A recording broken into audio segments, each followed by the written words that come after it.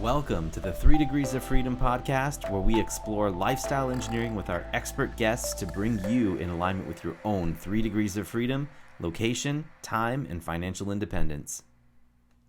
All right. Welcome back, everyone. Today, we've got Mr. Saket Jain on the show today. How are you, sir? Oh, I'm phenomenal, man. Thank you. I know we've been looking forward to speaking. Since you're back from your travels, our schedules are much better now. That's right. Yeah, I think we both have been in the middle of the grinder, working away and keeping ourselves busy. But, before we jump in, I want to make sure that people know who you are. So I'm going to go ahead and take just a minute here to read your introduction, and then we'll just jump right in. Does that sound good? Let's do it. All right. So for those who don't know, Saket Jain, he is a #1 best-selling author, investor, philanthropist, and passionate about achieving financial freedom through real estate. He's got over 15 years of experience, and he is the founder and CEO of Impact Wealth Builders. And his focus on BC class multifamily apartments in strong market fundamentals has resulted in his remarkable portfolio of over 2,000 units and 200 million in assets from many markets across the United States, always delivering double-digit annual returns, which is amazing. And beyond his real estate success, he's held a key role as a business operations leader at Airbnb headquarters. And prior to that, his expertise as a business consultant led him to build, launch, and lead profitable ventures in technology and financial sectors. And outside of his professional endeavors, he cherishes quality time with his wife of 19 years and their 2 daughters together. Dude, amazing to have you on. Let's just go ahead and jump right in. Let's do it. Right now, we are dialed into the 3 degrees of freedom, which is your time freedom, financial freedom, location freedom. How are one of these degrees of freedom looking for you each at a time? Maybe we can start with all of them. All of them, buddy. So for me, it's actually phenomenal. I think I could say that I didn't plan my life this way. Consciously, I started thinking about it about 5 or 6 years ago, and going back in the story a little bit, then we'll go forward. It's that I had that dreaded layoff. Somebody laid me off, right? Kind of like, one day you walk into the office and you're like, your entire team is wiped out. But you start questioning a lot of things like, why me? Why didn't it happen to this person? Why did it happen to me? And this person is much more dumber than me. I'm much more smarter than anybody. It's kind of like the random stuff, the self-pity. And once I got through that, and the question I changed was, instead of why me to why not me, what is the lesson there is? The world of freedom just opened up. And when we talk about, I think depending on who you talk to, there's 3 degrees, 5 degrees, you can talk about freedom in so many different ways, but it's really, to me, is freedom of choices, right? And that one decision that I didn't necessarily consciously chose was made for me, was probably the defining moment for me, because from that onwards, I realized 9 to 5 is not it, because I could work my butt off for the next 30 years. And for no fault of mine, somebody in the boardroom could sit there and make a decision for me. And I have kids, I have wife. I'm like, who's not working at that time. I'm like, what, this can't be happening to me. So let me figure out another way. And of course, I started looking at creating multiple streams of income. And last December, I quit Airbnb. Loved my job at Airbnb, but it was time to say goodbye, because it served its purpose in the season of my life. And since then, I quit. And I'm telling you the story to come to a point. The question that you were talking about is, I left Airbnb on December 3rd. I was in Hawaii for 22 days on December 8th, and no computer, no phone. And that was the best vacation I had. But where the really rubber meets the road is a few months later, when we came back, I was asking my daughters what was the best vacation they had. And they said Hawaii. I'm like, yeah, of course, Hawaii, because it's recent. But I had the sense to ask them one more question. I'm like, why was it the best vacation? Today, because you were not working. Right? So their moment in time for the kids was most important, was I was not working. That I was actually, first time I was present in their 7 and 9-year-old worth of life. This is the only time I've been present fully. And that gave me the glimpse of that freedom of time, right? That my time is mine. We're actually going back to Maui in September, now this time for 15 days. And again, no computer, no phone, completely going to be off. And I'm planning my life. I've built my life in such a way that when I want freedom, I have it, because I control my schedule. I control my time. And if the meetings are very important, And if the meeting cannot be organized around my travel schedule, the meeting is going to be canceled, period. Right. So I've built my life around it. So freedom of time is definitely there. Freedom of location. My wife's struggling with that piece because she likes security. But for me, it's really, we could pack our bags and go anywhere we want, anytime we want. Nothing's holding us down forcefully. The only reason why I would be in a place is if we choose to be in a place. So we literally travel vagabonds for next 2 to 3 years before the kids come to a certain age where we won't be able to travel. That's debatable. Let's talk about the common sense for today. But 6 years down the road, who knows what's going to happen? And then really the money part of it also is I work less hours now. And we're sitting in August right now. We're recording this in August. I quit in December. About 9 months into it, I've already exceeded my base salary from Airbnb. That's right. Amazing. And I'm working way less and I'm enjoying my work. I get up in the morning and I have fun, right? I go take walks with my wife. So that financial freedom is also there. And if I stop working today, to the investments we have made over the last 6, 7, 8 years, money is going to keep coming in. The lifestyle is going to change, of course. We're not going to take $50,000 vacations every year. Not that we're taking it, but if we were to, but we're gonna be fine, right? Where our expenses are going to be paid. We're going to have a roof. We're going to be fed. We're going to have clothes. We're going to enjoy life, and we're going to be perfectly fine. So in my perspective, the way I didn't envision it, but the way it has translated for me is I really believe that I'm blessed to have all three: time, location, and money freedom. That's amazing. Normally I was going to ask most of our guests which one of the 3 degrees of freedom they would like to explore more of or to try to get more of. But, in hearing your story and how each of the 3 layers kind of fed into each other and whether they happened all at the same time or not, I don't think that matters too much in this case, because I have a feeling that they were probably all pretty close together. Pretty close. I was going to ask you, is there any of these 3 degrees of freedom that are more important to you? Like maybe it was the underpinning as to why you worked so hard, because let's face it, no one gets as successful as you are to create the same level of income that comes in from your full-time Airbnb tech job than with your passive income. Like that doesn't happen overnight. That takes planning and purpose. And usually when there's planning and purpose, there's a vision or there's a reason why you're doing all this. So which one of those 3 was a primary for you? The location freedom, I understand, was part of the Airbnb situation anyway, right? You could go whenever you wanted to. You always definitely at the beginning.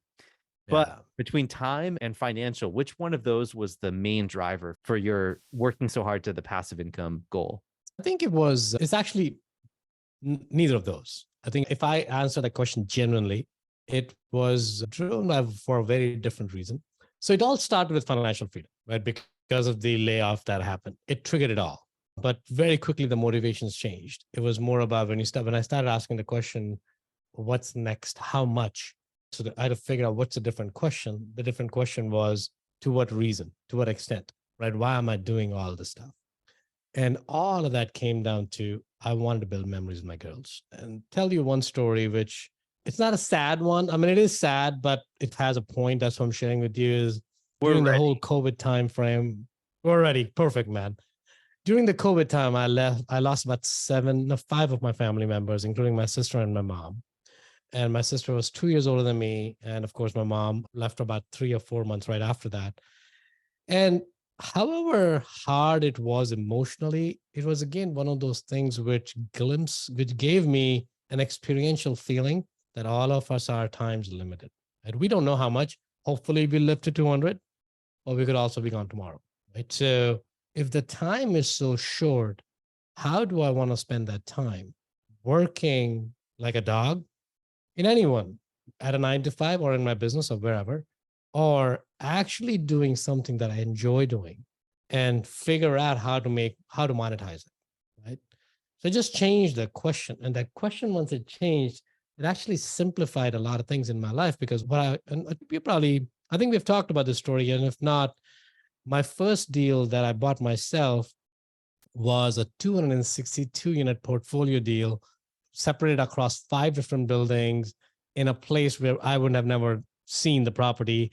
And I lost 5 months of my life. I say that in a sense that I literally lost 5 months because I was full-time at Airbnb.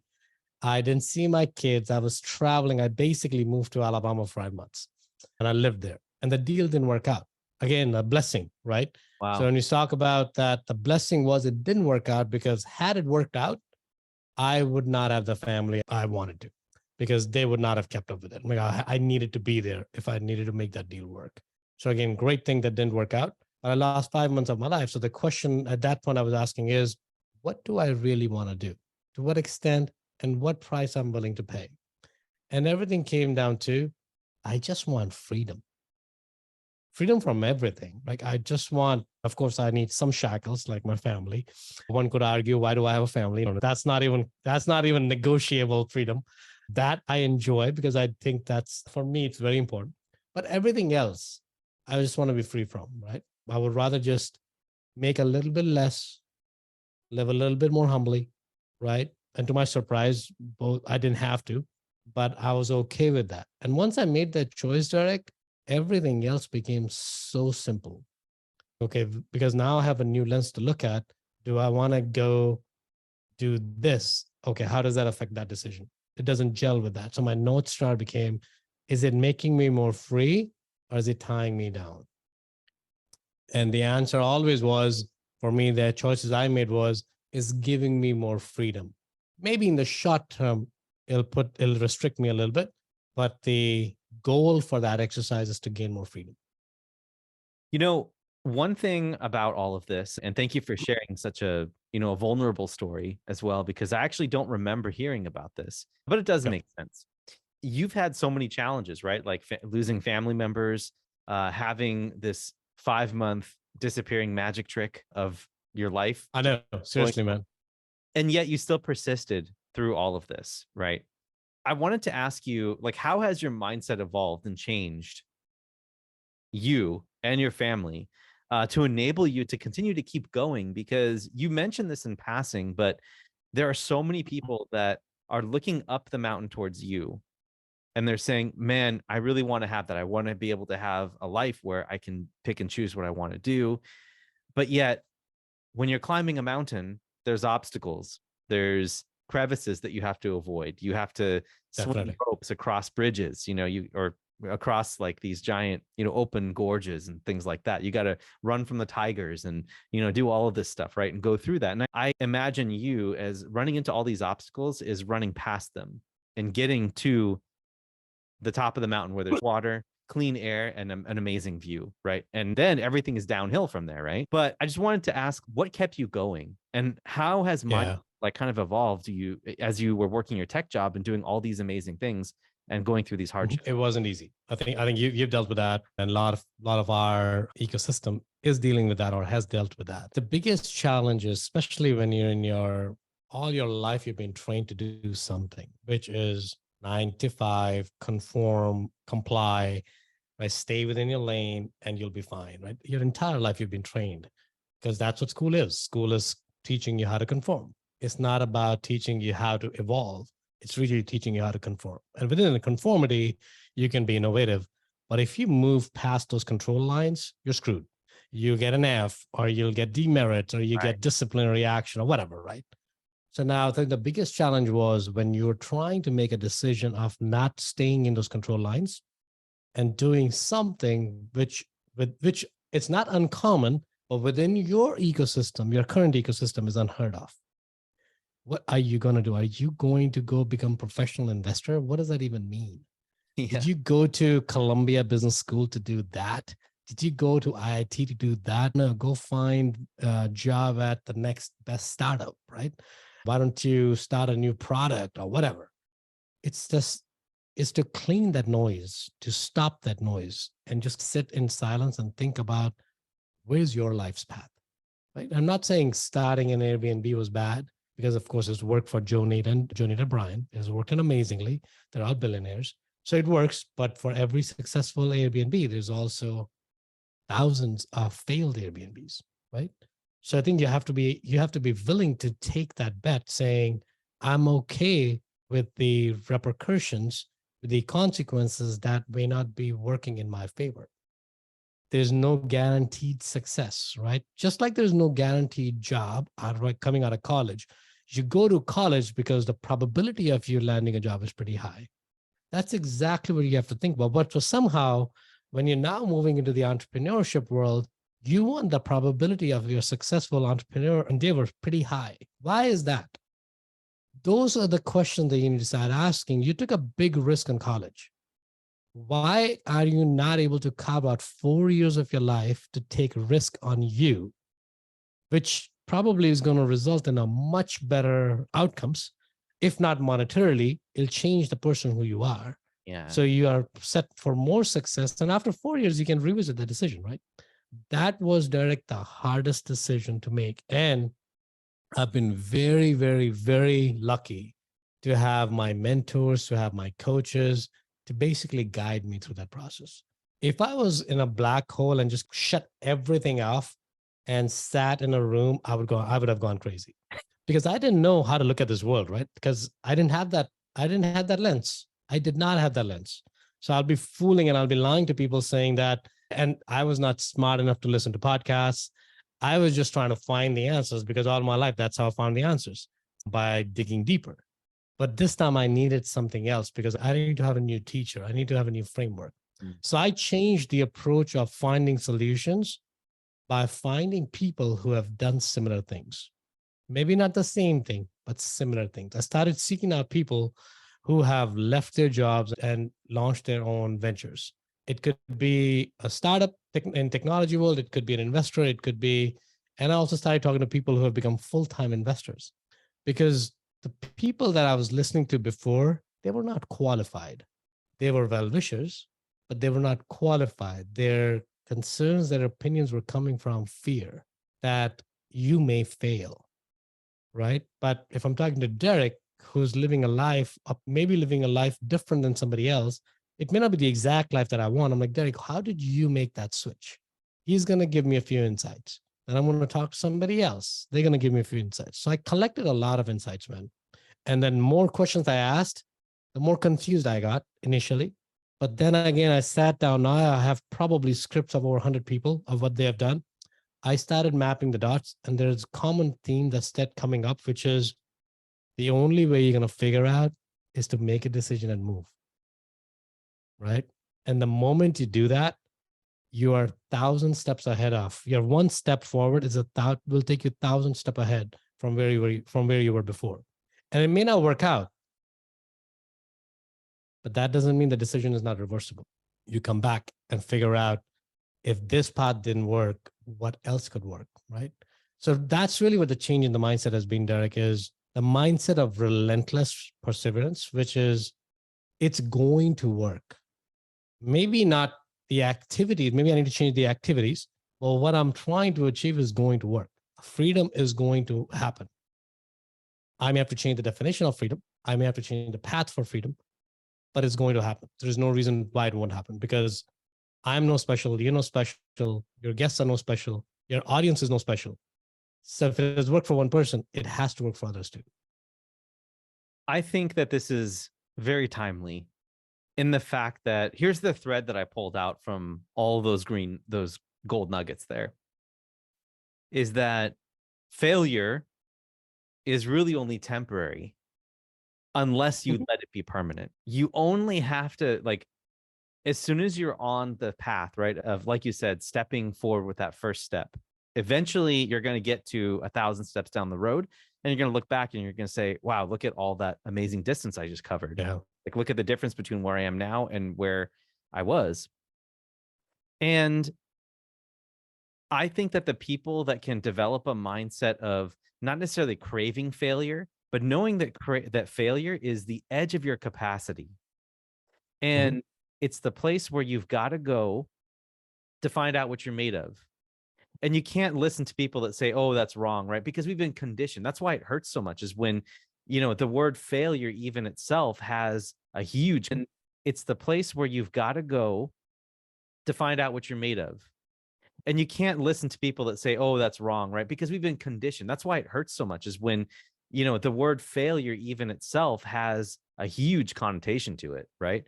Because it's synonymous with fail, which is synonymous with an F, at least in the North American school system, right? which is True. something that you just can't do. Your parents will ground you, at least that's what it was for me.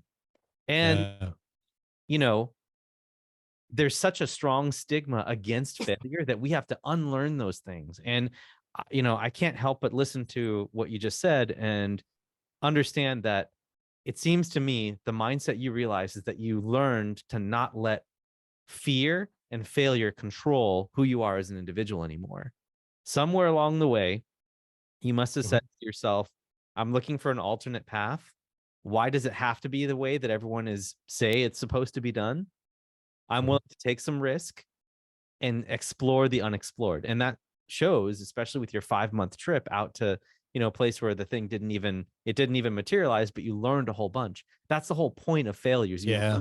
You learn the edge of where you're capable of achieving. I'll just add one few things there, right? So the few things is, I think failure only happens when you quit, right? That's the only time you failed, because otherwise, what is failure? So I think let's actually go deeper into this topic, because it's a very important topic. What is success and what is failure? If you think about it, is success a dollar figure, or is success the attempt to try to make something and continue doing it until it happens, right?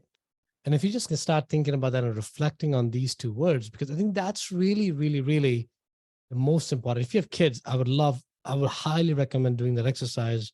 We were in the car, me, my girls, and my wife, and there's a word came out, character, right? And we actually stopped the whole audio at that point. We're like, what is character? It's not an easy term, right? But it's a commonly used term. So what is really a character? And I'm using that as an example, but also take deeper into every single word that you use. What is success for you? And what is failure for you? Do you even have a definition of those two? Because most people would say failure is, oh, it didn't work. Well, how do you know it didn't work? Because until you quit making it work, it'll continue to work, right? Those are the definitions. They're very important. There's very subtle things, but it's very important. I would say is that define your definition of success and failure before you start something, not while you're in it, right? So because what happens is, like, I'll tell you about my deal now. I did not accept that deal to not go through.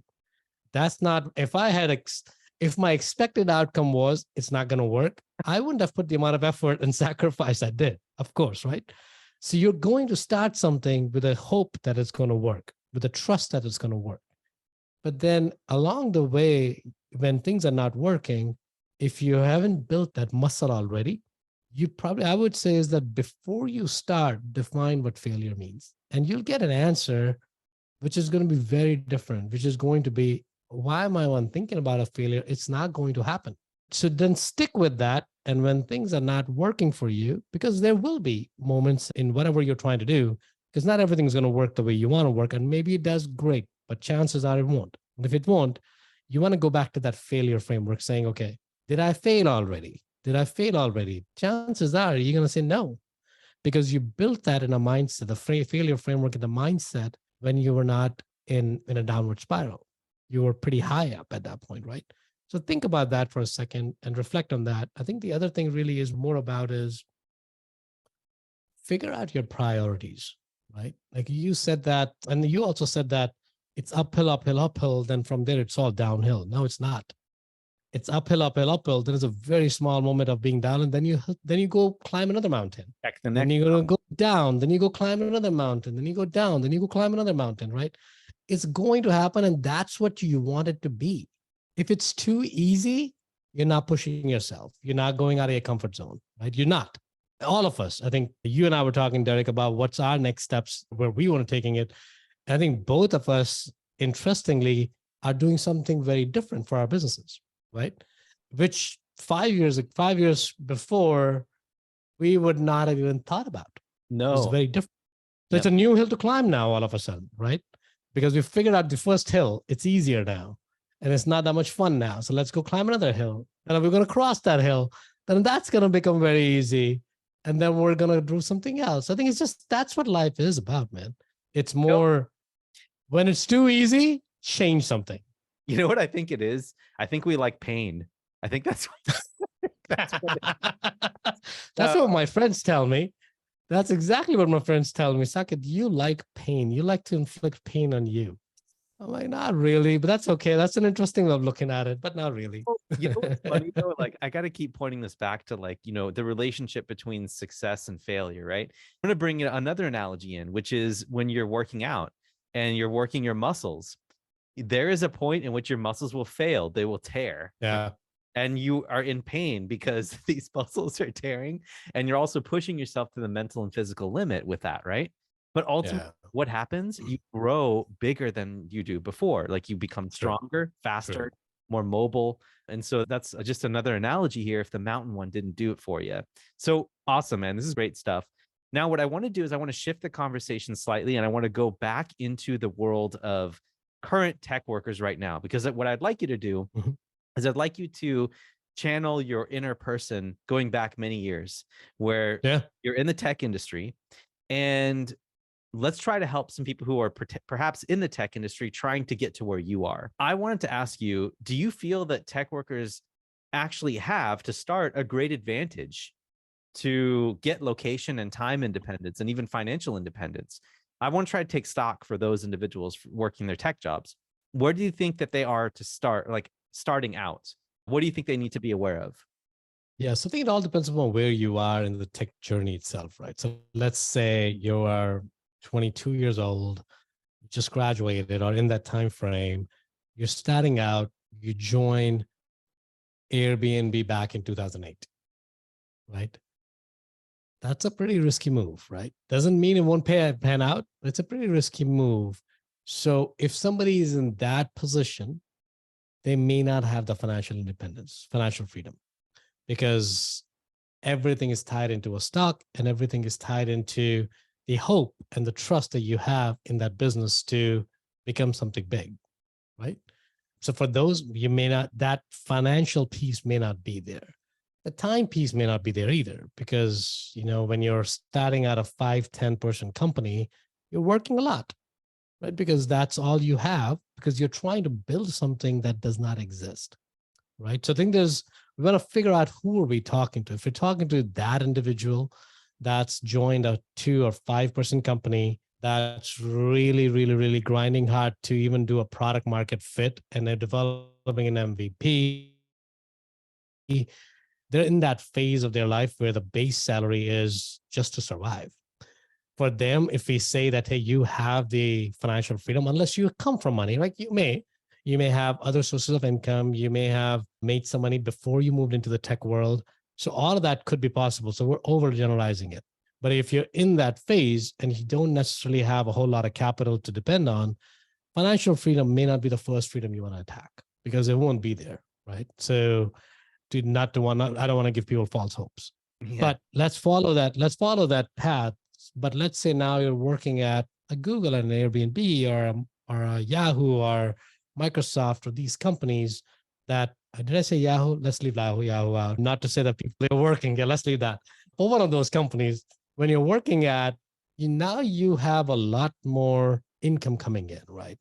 Because your stock's more liquid now. You can go sell in the public market. There may be some restrictions, but overall, you are able to dip into some capital that coming out of your hard work, right? Now you can start thinking about financial freedom for sure, because now you have a capital to dip into. Now you have to do it smartly, because there's capital gains depending upon how you got it. There could be ISOs, there could be RSUs. You have to be really careful how you deploy it, what you deploy, which aspect you deploy. There's tons of resources available for doing that.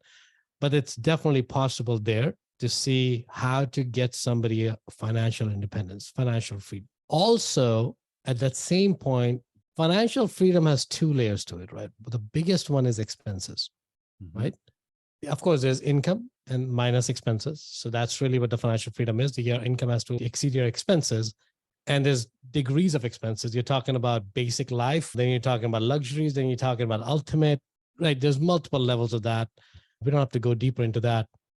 There's only 2 components you can move. You can either increase your income or you can decrease your expenses, right? I always tend to tell people is focus on income. because beyond a certain point in time, you cannot reduce your expenses. That's right. But income has no limit, right? So now how to think about the income? Now, a logical question is, but Saket, I work at a job, my income is limited because I can only go so up. Yeah. So then we're gonna add more perspectives to it. That's one source of income. Does not mean you can't have multiple. Oh, but I'm not allowed to do multiple jobs. Again, we're thinking too narrowly. We're not talking about finding more jobs. We're talking about finding sources of income. And the income will even change that word and we'll start calling it sources of cash flow, right? So now your income, your job is one source of cash flow. Your rental properties could be another. Your investments could be another. Your dividend stocks could be another. You participating in a franchise could be another. Now, if you start thinking about, you could start an online program, right? You could start coaching. You could start mentoring people. There's so many ways when you start thinking about it that literally it's endless. And that's where the mental growth is going to happen. Yeah. Does not mean that you're 9 to 5 and you're stuck. And some jobs, to answer other degrees of freedom, time and your location, to a certain extent, location, you can get the location freedom while you're working at a company. Like I was very fortunate because of Airbnb, I could be anywhere in the world. They didn't care. Right. As long as I show up, as long as my manager agrees, it was very easy. So one could argue I had the location freedom. I didn't necessarily need any issue with that. But if you're working at companies that require you to be there in person 2 to 3 days a week or once a month or whatever, you may be a little bit more constrained there, but that doesn't mean you can't switch jobs, right? You can find a tech company. If tech is your safe haven, you can find a tech company that allows you to work from wherever. I mean, during COVID, it was pretty common. Yep. Time is probably the most important one that we haven't talked at all about, right? You should ask yourself the question, to what extent, why are you making money, right? And if you go back to, you're working at an Airbnb in 2008, to what extent, to why? And the question is going to be, I want to make a lot of money. Why do you want to make a lot of money? So I have choices. So I can live in the house I want to live, take a vacation I want to live, spend whatever I have, whatever, right? Why? It's all that comes down to, because nobody controls my time. That's right. So if you're talking about ultimate freedom of time, I personally, this is my opinion, I don't think you can get that while working at a job. You just can't. You can get a glimpse of it, right? You can say that, hey, I've made it now. I'm going to take a sabbatical for 6 months. You can do that. But still not freedom of time. For the 6 months, it's freedom of time. But as soon as the 5th month hit, you're going to say, oh, shoot, it's going to end and I have to go back. Yeah. Right? Yeah. Then you work for another 4 years and you take another 6 months sabbatical. So you can get a glimpse of it, but I really don't think you can get freedom of time until you control your time. And the only way to control your time is to do something that you really want to do, not for money, but because you enjoy doing it. Because then your time is yours, right? Because now you're not stuck working. And chances of that happening, if you have the financial freedom, is much higher. So the financial freedom can buy you location and time freedom. It usually doesn't work the other way. If you have location and time freedom, it may not get you to financial freedom right away. It'd be a longer journey. Mm-hmm. Excellent. Yeah, that's great. I think that all three of these layers or these degrees of freedom, they come in different times of life, and each person has a different weighting to how much it's important to them. Completely. Right? Completely. And so what we encourage people to do is to figure out what that why is so that you can live in alignment with your degrees of freedom, right? Like, why are you working so hard at your full-time job? Are you trying to save up enough money so that you can retire and be financially independent? I don't recommend doing that, because that's the traditional approach of going like, hey, I'm going to delay my life until a certain amount of money. I don't think that's right. And Derek, let's talk about, why is it not right? Sorry to interrupt you, but it was an important moment, because you may not have that time. It's not because you'll not make it there. You may make it there. We're not talking, we have no, I think Derek and I would probably have no reason to doubt that you'll never make it there. The problem is, you may not have that much life. Yeah, that's right. You never know. And you never know what's around the corner, as you mentioned in that story before. It's absolutely true. And how do you know what you're capable of? How do you know that you won't Correct. fall on your feet, right? Because a lot of people assume that when you try to do something out on your own, you're gonna fall flat on your face. But if you watch a video of cats or squirrels, right, it's pretty amazing. They have an internal system Yeah. where they always land on their feet no matter what height you drop them. Correct. And Correct. I have a feeling that human beings have something similar, unless it's something that's a huge, like, something that just completely sweeps you away, right? And that happens in life. But I think we overestimate how difficult things are. And I think as Mhm. human beings, we have an internal system. We're very smart individual organisms, right? We figure stuff out, especially if we're Yeah. under pressure. We have to. If we have to do it, we will. You've heard stories of, Yeah. you know, parents who see their babies trapped under cars and they'll lift a car up to get their baby out, right? Correct. Correct. Correct. Correct. We have the capacity to solve all these problems. You just have to put yourself in the right condition to think about it. And so that's all I wanted to say. I wanted to head into our rapid round here, but I want to give you a chance Let's to do talk it. anything else. But I want to make sure we honor your time commitment as well, because we're past our original time slot, because we've been chatting and just having some great Oh, this fun is here. great conversation, man. Yeah. This has been great. I'm- Let's go into the rapid round. It's 5 questions that we ask every one of our guests, and they're meant to be Mhm. answered in about a 30-second or less time frame. So if you're ready, we're gonna Let's do it. get you in it. All right. Let's do it. Number 1, name any resource that was or is essential in your journey to pursue your freedoms. Meditation. Beautiful. Love that. Love it. Love it. Number 2, if you woke up and your business was gone, gone, and you had $500, a laptop, a place to live, and some food, and your family, of course, what would you do first? That's an interesting one. Where am I at that point? Anywhere you want to be. If you're at home, The first thing I really would do is to figure out who do I need to be to utilize that $500, right? Because if that's all I have, I want to be very careful. I'm realizing at that point I have skills that nobody can take it away from me. Mhm. Impossible. I have built a business before, so I know I can do it, right? So the starting points have all gone. Now it's more about where can I deploy that $500 and turn that into $50 million using the skills I have, and where's potentially some gap, right? Because I have the resources, because I'm not starting out fresh. I have the contacts, I have the skills. Right. I just don't have the financial resources, right? So I have to now figure out how to be more resourceful on those financial resources. I love it, man. That's great. That's what you got to do. And honestly, we face those decisions every day. At least that's me. Yeah. I asked that question because that's pretty much what I use to help determine what I'm going to do in the middle of the day. All right. Yeah. Number 3, what does your self-reflection and goal setting practice look like, if you have one? Yeah. Every morning reflect on what I did yesterday. Did it serve my goal? What am I going to do today intentionally to make sure it's aligning me better towards my goal? That's on a day-to-day basis. And on an annual basis, I actually hide out for 5 days. Nobody knows where I am, including my wife. Nobody knows. I have a notebook and I have me and I have 3 pens, 3 colored pens. And I go somewhere where nobody bothers me. And that's my way of making sure I'm reconnecting with me.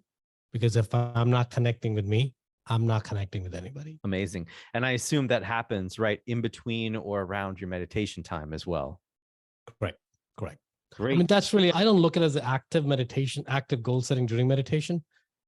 But because I have no idea what happens during the meditation. So I don't know the science behind it, but it gives me so much clarity. So my goal setting becomes easier. Number 4, what are the core work habits that you attribute most to your success that's unique to you? I get bored very easily, truly. And I think the second one, which is very tied together, is I love chaos. As crazy as it may sound, I thrive in chaos to an extent where I remember distinctly having these conversations with my bosses at my jobs. I'm like, can we do something crazy in this project? Because it's too simple. It's too simple. Everything is going too easy. I'm not connected. He's like, what do you want? I'm like, let's do something to stir it up so that I get motivated, because I can't produce if I'm not in a chaos. And somehow the way it could be growing up in India, I have no idea. But if I see chaos, there's something gets triggered in me that I just want to solve it. And I'm pretty good at it. I really love that. I'm going to take that away for myself as well, because so many people crave to not be in chaos.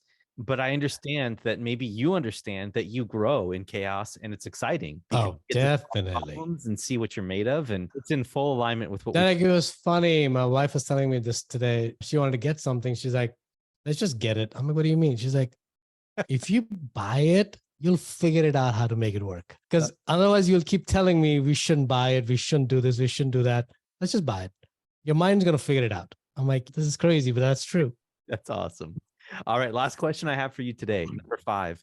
What is one tool or process that's become one of your most important time, money, or energy saving ninja magic tricks that you use every single day?